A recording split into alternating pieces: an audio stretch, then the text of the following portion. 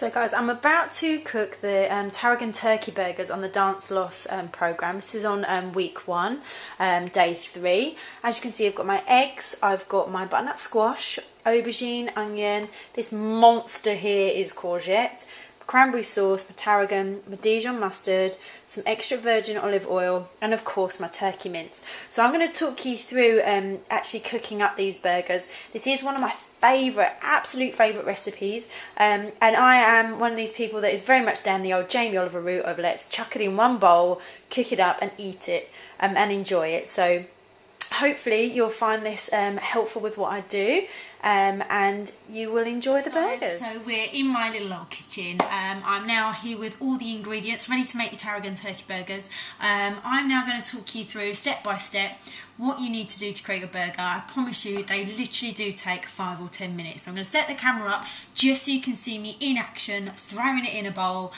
ready to cook. So your step 1 is to take your now sliced aubergine, place it into the pan and literally blanch them for about 60 seconds. So this is the aubergine blanched. It's had extra virgin olive oil placed on it, and it's also got some sea salt and pepper, and I'm now just going to pop it in the oven whilst I prepare everything else.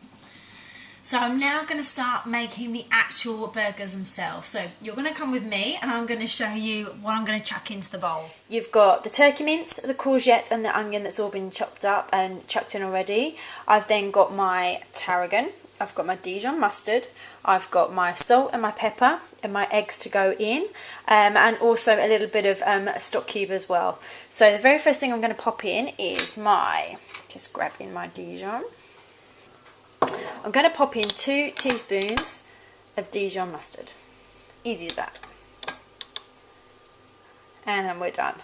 Okay, the next thing I'm going to pop in is some tarragon. Now you're supposed to pop, I think it's a teaspoon in. I'm going to guess this one. Fingers crossed it all goes well. That's about a teaspoon, I reckon. Then I'm going to pop in my 2 eggs. I hope you're going to be impressed. I'm going to try and do this with one hand. Yeah, no shell, fantastic. And one more. Perfect. And then I've also got my Susie salt and pepper, which I'll add in a second. And then all you've got to do is literally get your hands in and squidge it all up.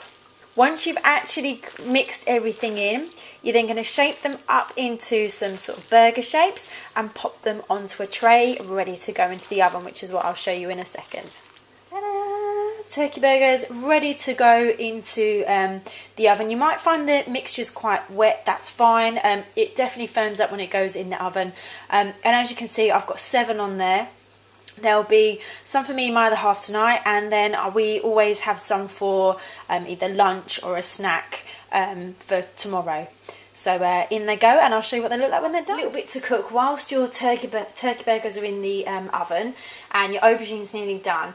You actually then have to tackle the butternut squash. Now I definitely didn't want to film me tackling a butternut squash because we would have been here for hours.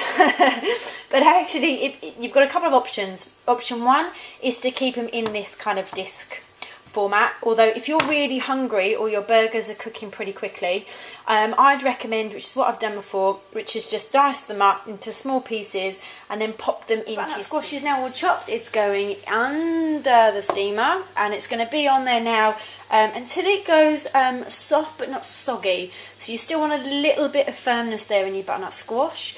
Probably take about 5 minutes, and there we have it. There is your butternut squash, your aubergine and your turkey burger with a little cheeky bit of cranberry sauce. And the ones that are left I'm going to have for lunch tomorrow.